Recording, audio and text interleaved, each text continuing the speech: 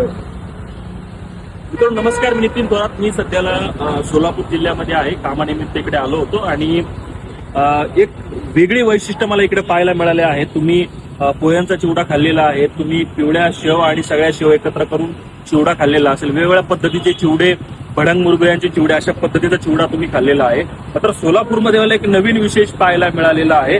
मी एका पेट्रोल पंपावरती थांबलेलो होतो. इकडे काका बेस्ट चिवडेवाले, स्पेशल साबुदाणा मका पोहे मिक्स चिवडा, अशा पद्धतीचा हा चिवडा बनवण्यात आलेला आहे. मी आता यांचे जे दोन हे आहेत हे घेतलेले होते. अतिशय सुंदर आणि अतिशय स्वादिष्ट हा चिवडा लागलेला होता.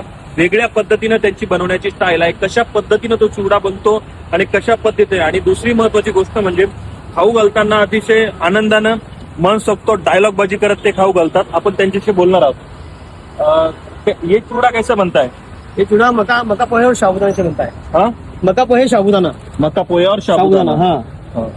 और इसमें कैसे बनाया जाता है, क्या क्या डाला जाता है? इसमें बहुत सी वैरायटीज है। तो अब घर सब घर में ही बनाता हूँ मैं।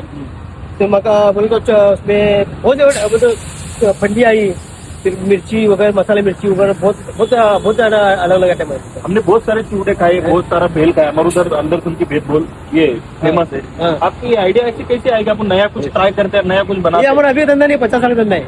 हमारे पिताजी करते थे, पिताजी से हमारे। अच्छा, हाँ। ये सेम सेम से। मैंने बहुत लोगों से बात भी की, अभी तुम्हारे पास से खा के गए, बहुत दिल से करते तुम्हें। हाँ, बहुत दिन से 50 साल का धंधा अपना।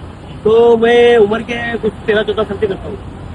पण हे खरं तर महत्वाचा मुद्दा म्हणजे की त्यांच्या वडिलांपासून हा व्यवसाय करतात हा. आणि नवीन पद्धतीचा हा चिवडा बनवला जातो. ते खरं तर इंस्टाग्रामवरही फेमस आहे. त्यांचं इंस्टाग्राम आयडी ते तुम्हाला सांगतील, त्यांचं नावही ते तुम्हाला सांगतील. सोलापुरी काका चूड़ा।